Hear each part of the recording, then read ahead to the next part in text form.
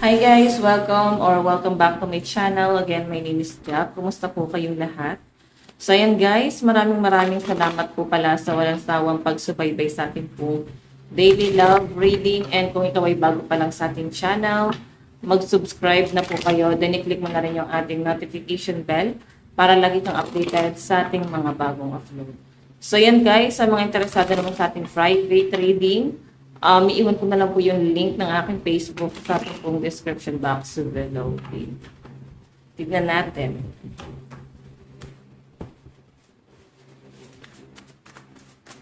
Kanina ba itong love reading? Meron tayong 5 of Wands. So, feeling ko dito guys, meron kayong matinding confrontation na nangyayari, no? May matinding confrontation na nangyayari sa inyo ngayon ng person mo. So, siguro hindi na talaga makatiis, no? Kaya parang kakausapin na, may something na may mali na dito. Pwedeng mafe-feel nyo na walang plano itong person mo na to dito sa connection yung dalawa, no? Higher commitment, parang walang ganon, walang label. Pwede rin guys na ang tagal-tagal nyo na pero parang walang nabubuong plano dito sa relasyon na to. Okay? So, meron kayo guys pagtatalo dito ng person mo. Ayan. Pero ito guys, dadaanin muna siya sa mabuting usapan. Pero yun nga, pwedeng ayaw makipagtalo ni person. Tignan natin. Meron tayong, ayan, 9 of Swords. So, nag-feel ko sa person mo guys. Gusto naman niya talagang bumawi. Meron talaga siyang plano pero hindi niya alam kung saan siya magsisimula, no? Yan yung pinapakita dyan. Tignan pa natin.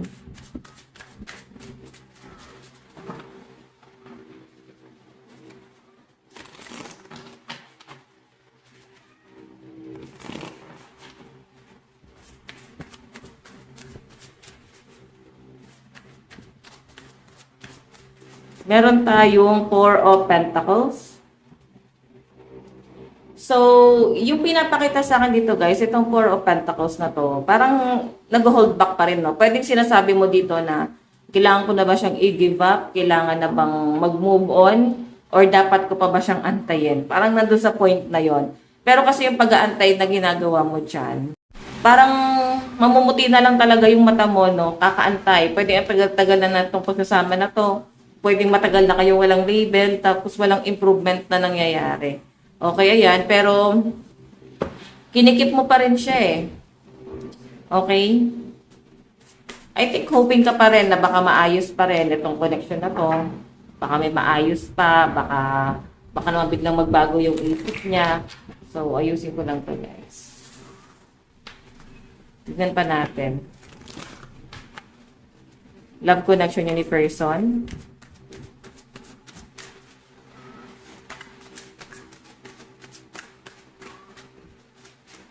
Meron tayong the star. So, yung pinapakita sa akin dito, guys, ito kasing the star na to. Ano yan eh, meron ka talagang gustong mangyari, no? Like, gusto mo na parang parehas kayo, may mabuild kayo na foundation or makamit nyo yung goal nyo sa buhay. Pero siguro kasi na-feel mo dito yung frustration na parang ikaw lang yung may pangarap para sa relasyon nyo. Tapos hindi mo siya nakikita na parang may pangarap, no? So, I think may mga nanonood dito na mas pipiliin nyo na lang or mas pinipili nyo na lang na maging single ngayon. Kasi, parang feeling mo, mas nakuha mo pa or na-achieve mo pa yung mga goals mo sa buhay nang walang nakikialam. Okay? Tignan natin.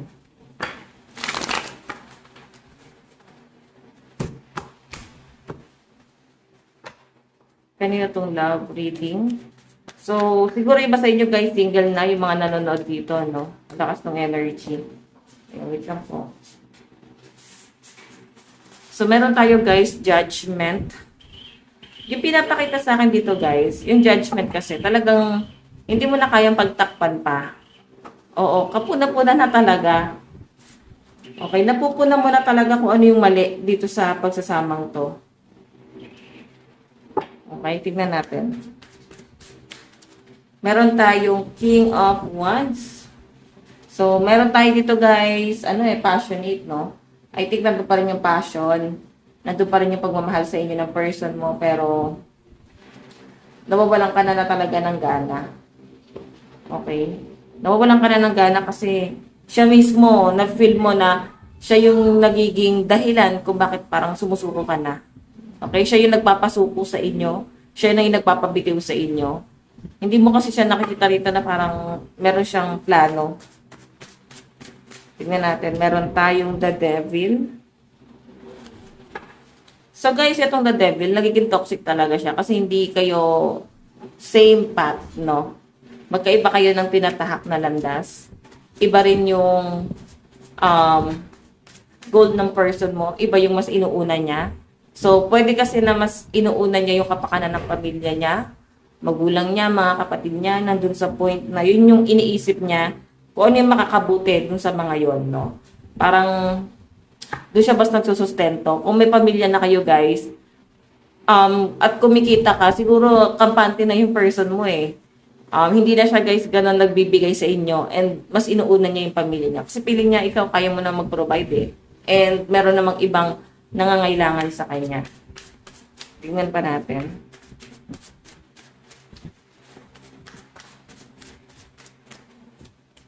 Meron tayong Ten of Swords, di ba? Nakakapagod. Yan ang nakikita ko sa inyo. Parang nandun ka na sa hangganan mo. Parang tama na. Hindi ko na kaya pang paniwalain yung sarili ko na may tama pa dito sa relasyon na to. Yan yung nakikita ko sa inyo. And the Magician kasi guys, medyo na-manipulate ka nitong taong to. So, may mga bagay kang maling nagawa.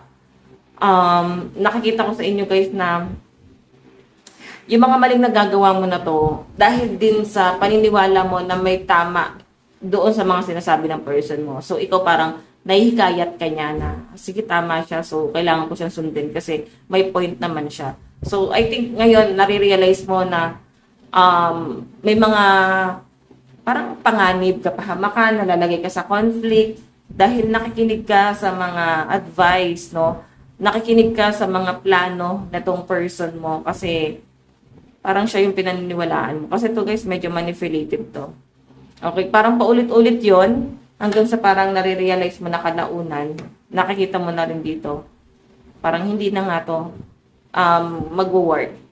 Okay, nare-realize mo na talagang tapos na to and hindi na siya kayang itama pa. So, medyo napaka-irresponsible ng energy na nasasagap po sa person mo. Kasi parang meron kayong pamilya pero hindi mo siya guys makikitaan na may plano, no? So, pwede nung una, yes, may effort siyang ginagawa, pero kalaunan, guys, wala talaga eh. Medyo, siya, emperor. So, yung tipong emperor pa rin siya kahit na parang ikaw pa rin naman yung mas merong napoprovide, no? Parang masyadong dumidepende. Okay? So, titignan natin, guys. Ano yung nararamdaman? Ano yung nararamdaman mo nararamdaman ni person sa iyo ngayon? Ayan, isip ko lang to. Ano yung nararamdaman ni person mo sa iyo ngayon? Okay.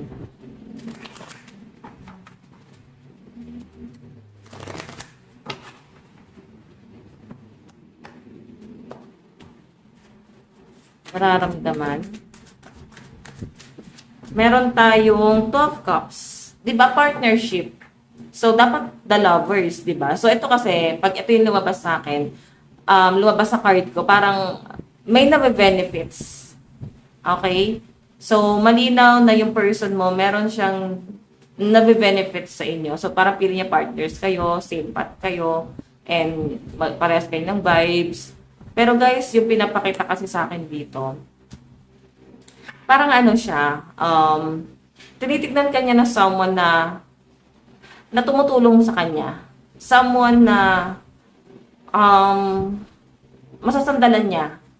Okay? And feeling niya same naman kayo, kahit ikaw mismo hindi mo nararamdaman, ano yung natutulong mo sa akin? Parang ganon. Though meron naman sigurong naitutulong, pero mas nakikita niya yon na malaki yung naibigay niya kaysa sa mas nakikita mo kung ano yung totoo. Hindi ka na nabubulag eh. Siguro dati bulag ka, no? Ngayon, nakikita mo na ni mali. Ayan, Two of Cups. Tignan natin ano naman yung tingin sa'yo ng person mo. Tingin ni person sa'yo. Meron tayong the Star. So, malayo yung mararating mo, no? Nakikita ka niya na someone na opportunity, someone na maraming opportunity na paparating. Hindi mo lang kayang pagdesisyonan. Medyo magulo ka lang mag-isip. Ganon ka nakikita ng person mo. Parang feeling niya, yes, may maraming opportunity sa'yo, pero dahil nga na-overwhelm ka sa dami ng opportunity, hindi mo alam kung paano mo pa bibit-bitin yung sarili mo. Okay? So, ayun. Feeling niya kailangan mo siya para mas makapag-decide ka, mas makapag-isip ka ng tama. Pero totoo guys, mas kaya mong manindigan sa sarili mo. Hindi mo talaga siya kailangan. The Star. Okay? So, yung tingin sa'yo ng person mo, distracted ka pag wala siya. Oo. Tignan natin ano naman yung outcome. Okay. So, plano pala, sorry. Plano ni person sa connection nyo. Okay. Meron siyang pag-aantay dito. Alam mo, parang paasahin ka lang ng paasahin ng person mo. Marami siyang mga pinapangako. Dumarating na nga sa point na ayaw lang niya magsalita eh. Kasi talagang ang laki ng expectation mo sa mga pinapangako niya sa inyo. And hindi nyo parang iniiwasan niya. Sobra-sobra ka mag-expect. Okay? Ayan o. Kasi siya mismo, alam niya sarili niya, may hirapan siyang makuha yung mga pinapangako niya sa inyo. Hindi niya pa alam kung saan mag-i-start. So, ano yung magiging ano yung magiging outcome sa side ni person? Diba? Makukulong siya rito eh. Kasi ikaw kahit umalis ka dito sa relasyon na to, kaya mo eh. Okay? Kahit umalis ka sa taong to, mamuhay ka ng mag-isa payapa. Actually, sa madaling sabi, hindi mo siya kailangan. Siya yung mas may stock dito. Oo. Siya yung para mas mapapahiya dito. Tignan natin guys yung zodiac sign sa sign ni first. Mapapahiya siya kasi marirealize niya. Kasi pwedeng nabubulag siya sa sarili niyang ambisyon. Akala niya, marami na siyang nakukuha, ganito yung sitwasyon niya, so di niya alam, ikaw lang pala lahat yun. Okay? Nakikihati siya dun sa hype mo, no? Tignan natin. Nakikifeel siya sa hype mo. Zodiac sign, sa sign ni person, meron tayong Gemini, Aries, Taurus, Leo, Pisces, and Capricorn. Meron tayong Gemini, Aquarius, Pisces, Libra, Taurus, and Capricorn energy. Okay, isa pa. Sagittarius, Taurus, Scorpio, Virgo, Cancer, and Aquarius energy. Okay, so yan yung energy sa side ni person. So yun naman ano yung nararamdaman mo sa person mo. Meron tayong 10 of Pentacles. So, 10 of Pentacles, guys, ano to eh. Ang gusto mo talaga, maging stable yung pamilya mo. O, mas save mo sila or at least makuha din nila yung stability, no? Inauna mo yung pamilya mo. So, ikaw, family-oriented ka talaga. And hindi mo nakikita sa person mo yung pagiging family-oriented. Kasi mas inuuna niya nga yung ibang tao. Daw pamilya niya naman yung inuuna niya. O tayo yung pamilya niya, mga kapatid niya, magulang niya. Then ikaw, kayo, may anak kayo, pwedeng, hindi niya kino-consider yon. Alam mo yon, kasi mas kampante siya eh. Mas ikaw yung nagpo-provide. So, mas magaling siya sa ibang tao. Okay? Hindi mo siya ma-please sa kung ano yung gusto mong mangyari. Medyo hindi pa niya alam yung tinatahak niyang landas, guys, no? Basta nakikita ko sa inyo, guys, ito yung gusto mo. Maging same, kayo.